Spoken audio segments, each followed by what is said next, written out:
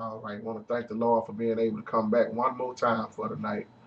And the word for the night is from bad to good. From bad to good. I heard a lot of people walking around putting people in hell ahead of time, telling them they ain't gonna see God and this and that. And you know what I always tell people? You wish you could outthink God. You wish. Jesus said, I'm the only one who hold the keys to Hades and heaven. Only one. And I say this for a reason because I want to call this video from bad to good.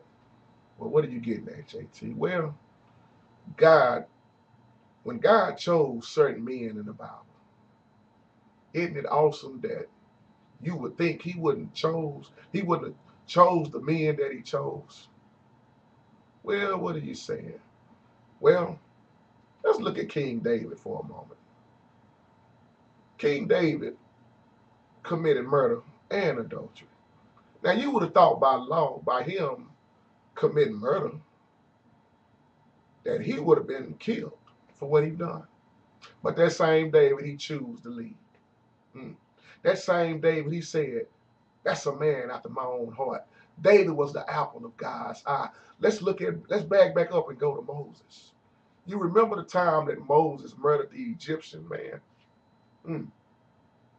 And that same Moses, God used him to lead the children of Israel. Yeah, he got disobedient at times, but he carried on anyway.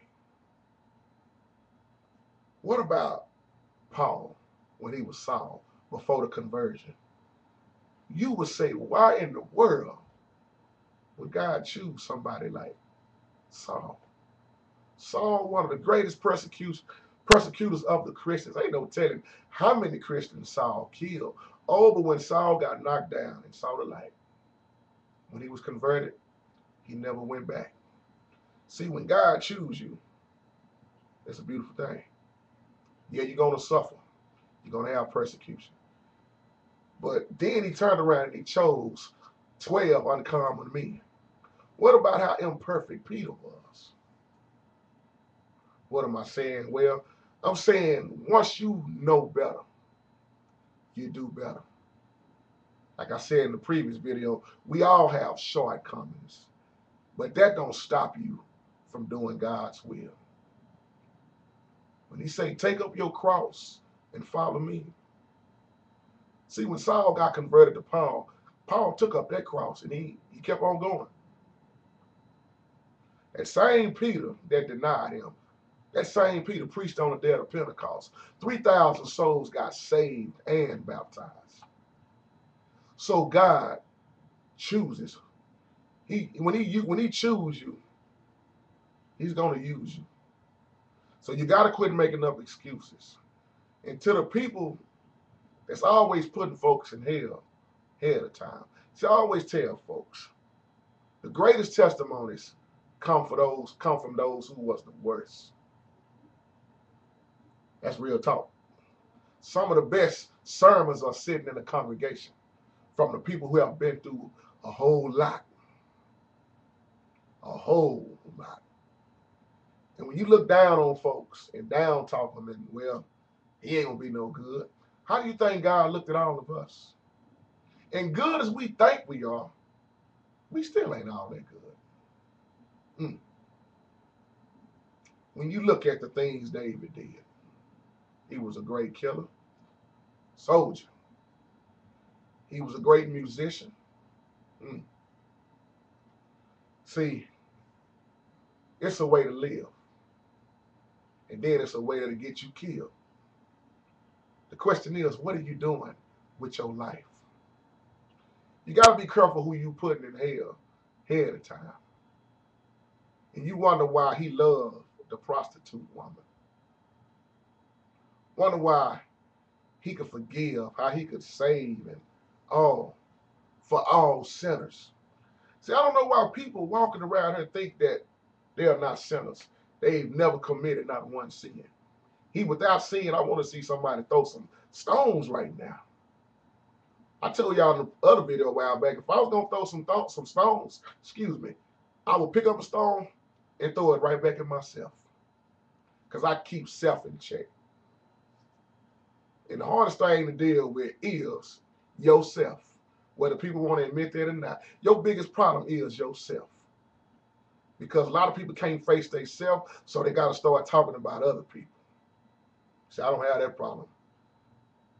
I go look in that mirror every day. I examine myself. What's wrong with you now? Yeah, you did this. See, when you think about the men that the Lord chose in the Bible, he had a reason. I love how strong Joshua was. Even though Joshua didn't get to, finish all the way like he wanted to, but he still did a whole lot. And then you look at how hard-headed. Let's look at Israel, period. How hard-headed Israel was. How the Lord brought them through the Red Sea. How he fed them the manna. How he brought them out of slavery. He didn't even have to do it. And then you might say, why is Israel God's chosen? As much as they went against God. And I'm going to flip that question around and say, why do we act just like the children of Israel? God has brought us through so much. So God uses who he chooses. Moses murdered. David committed murder. Saul, Lord have mercy. But once they knew better, you remember when David repented, he said, Lord, have mercy on me. And the prophet, I believe, was it Nathaniel, or what was his name? He had to remind David that, David, it's you. See, David just had to have Bathsheba. He committed murder and adultery. Why wasn't David killed? God had a purpose for David. You look at his son, Solomon. All the wisdom and wealth. Solomon wound up letting all them women turn his heart from God quick. You look at Samson. God chooses who he uses. He wound up falling behind Delilah. Oh, let's back all the way back up and look at Adam, who listened at Eve. The serpent beguiled Eve. Adam didn't have nothing to worry about after her in that garden. Oh, but how he was caught off guard. And it's been a fall ever since. God chose Adam. He chose Moses. He chose Saul, converted him to Paul. He chose King David. He chose Solomon. He chose Samson. He chose Peter. He chose all the 12 uncommon men. Seemed like some of them didn't care about nothing but fishing. One of you gonna deny me? How Jesus already know ahead of time. And I'm here to tell you, if you think you're fooling the Lord on things you're doing in life, he already knows ahead of time. He know what you thinking before you thinking it. He knows all the hairs on your head. He knows everything. You just wish you could outthink God, people. So what are you saying, JT? Once again, you got to be careful who you saying God can't use. If he can use a donkey, he can use anything, anybody. Now, we know there are qualifications for a lot of things. But we are not God, and we can't outthink God. So when you see somebody that went from bad to good, give them a hand. Encourage them. Saul went from Saul to Paul. He went from he went from bad to good. Once David knew better, David started doing right. Moses did a whole lot right, people. A lot of people say, oh, Moses just messed up. No, Moses still did a whole lot of good things, right? Even though you got to be careful who you hang around. See, Moses let the children of Israel keep him from getting in the promised land because he started hearing all the complaining and murmuring. See, and if you have somebody that's complaining and murmuring, you're going to find yourself doing the same thing, getting caught up in what they're doing. He missed the promised land, but do you think he missed heaven? We can go on and on, but I'm not going to make this video no longer. You got to be careful who you say God can't use. And we know mankind can fall any snap, any second. But if you keep your eyes focused on the Lord, and I'm going to say this before I get out of here, long as Peter was focused on the Lord, he was walking on that water. Amazing. As soon as he took his eyes off of Jesus, he started trembling and getting scared. Y'all know the story. And I'm going to tell you, soon as you take your eyes off of the Lord, you're going to lose focus and start doubting. Peter asked more questions than anybody look like. Stay focused on the Lord.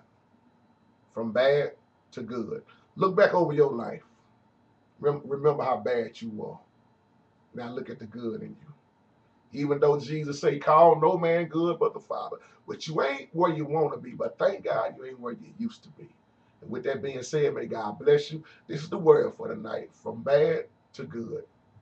Once you come from bad to good, let your good outweigh your bad. Stop going back hanging around them folks you don't need to be around. Stop doing what you used to do. Start concentrating on what's in front of you. Love everybody. Remain blessed.